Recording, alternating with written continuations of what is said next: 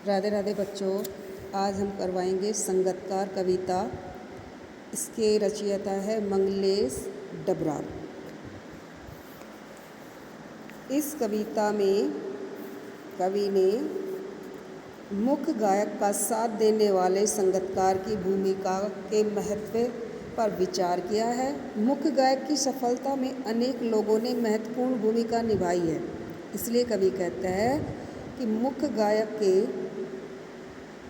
चट्टान जैसे गंभीर और दमदार स्वर का साथ देती हुई एक मधुर, कमजोर और कांपती हुई सी आवाज़ सुनाई देती है, जो मुख्य गायक के छोटे भाई या उसके शिष्य या पैदल चलकर सीखने वाले दूर के किसी रिश्तेदार, सगे संबंधी की होगी।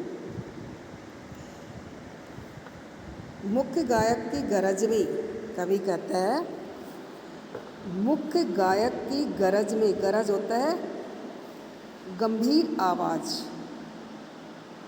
संगतकार वह होता है जो मुख्य गायक की गंभीर आवाज़ में वह अपनी गूंज मिलाता आया है प्राचीन काल से। जो प्राचीन काल से मतलब लंबे समय तक मुख्य गायक की गंभीर आवाज़ में अपनी आवाज़ को मिलाता आया है।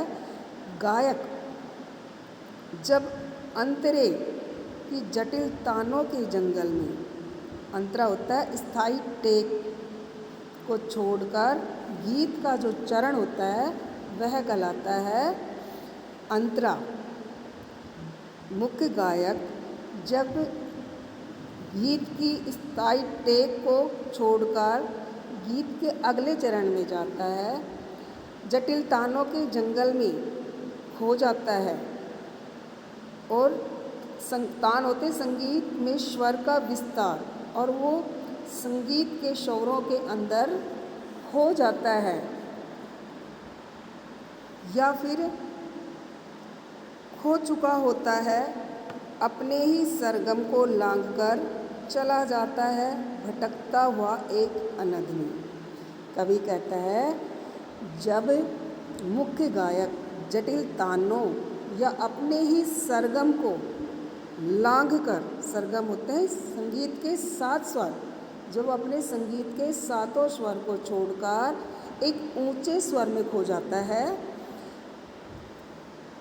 तब संगतकार ही स्थायी को संभाले रहता है। उस समय जो संगतकार है, जो उसका सहयोगी है, वो ही उसके स्थायित्व को संभाले रखता है, उसकी स्थिति को संभाले रहता है।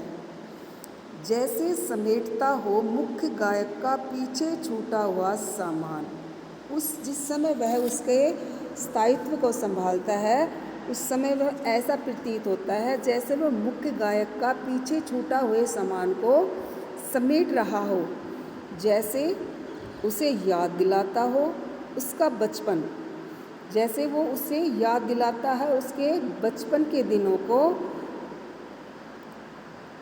जब वह नौसिखिया था। नौसिखिया होता है बेटा जिन्होंने